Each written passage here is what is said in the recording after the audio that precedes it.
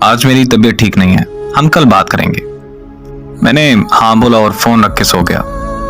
रात के 2 बजे अचानक से मेरी आंख खुली। न जाने कैसे उसका नंबर मिला दिया। उसका नंबर दूसरी लाइन पर मसरूफ था। 5 मिनट बाद मुझे वापस कॉल आई। उसकी छोटी बहन बोली कि मोबाइल मेरे पास है और आप ही सो रही हैं।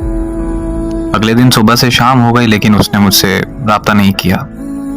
मैंने दोबारा से कॉल की और देखा तो फिर से नंबर मसरूफ मिला आ रहा था। 1 मिनट बाद कॉल बैक आई और उसने मुझे कहा कि मैं कज़न से बात कर रही थी। मैं खामोशी से उसकी बात सुनता रहा और फिर कुछ वक्त तक हम दोनों खामोश रहे। फिर वो कहने लगी कि अगर ऐसे ही खामोश रहना है तो मुझे बता दो, मैं कॉल बंद कर दूं। मैंने मुस्कुराकर कहा जैसे तुम्हें ठीक लगे। उसने कहा कि ओके, अब मुझे कॉल मत करना। बस ये कहकर उसने कॉल बंद कर दी। मैंने कुछ देर बाद उसे फिर कॉल कर दी। इस बार फिर से उसका नंबर मसरूफ आ रहा था। फिर उसने मेरी कॉल अटेंड की और वो बहुत खूब गुस्सा होने लग गई और मुझसे कहने लगी कि मेरी बात ध्यान से सुनो कि मैं अब तुमसे प्यार नहीं करती, मैं किसी और को पसंद करती हूँ। 6 साल का रिश्ता उसने एक पल में ख़त्म कर दिया। मैंने उससे पूछा कि आखिर कौन है वो लड़का।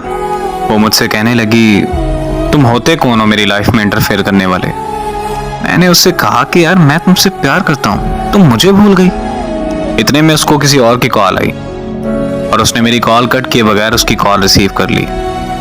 मैंने कॉल कट नहीं की। कुछ देर बाद उसने कॉन्फ्रेंस कॉल ले ली। कॉन्फ्रेंस कॉल में लड़का बोला कि हाँ भाई, तुम्हें क्या मसला है। तो मैंने कहा कि तुम होते कौन हो मुझसे ये पूछने वाले। तो वो मुझे कहने लगा कि ओ यार कॉल कट करो और सो जाओ।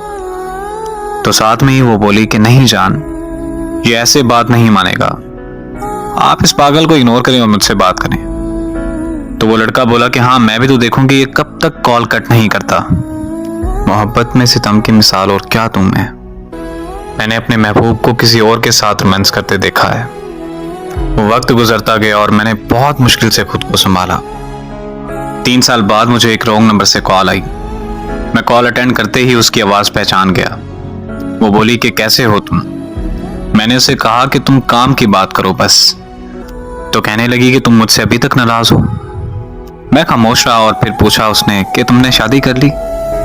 तो मैंने पूछा कि तुमने कर ली। तो वो बोली कि लोग जिस्म चाहते हैं, शादी कहाँ करते हैं लोग। बात यह है कि जिससे आप मोहब्बत करते हैं उससे कभी मोहब्बत ख़त्म नहीं होती, लेकिन इस तरह करने से आपकी ज़िंदगी में उस शख्स का वजूद चला जाता है। और ज़िंदगी में मोहब्बत होती है, लेकिन उस मोहब्बत का मतलब एक शख्स से वफा करना होता है। और खुदारा मेरी उन लोगों से गुजारिश है कि जिस्मों से खेलकर मोहब्बत के नाम को बदनाम मत कीजिए।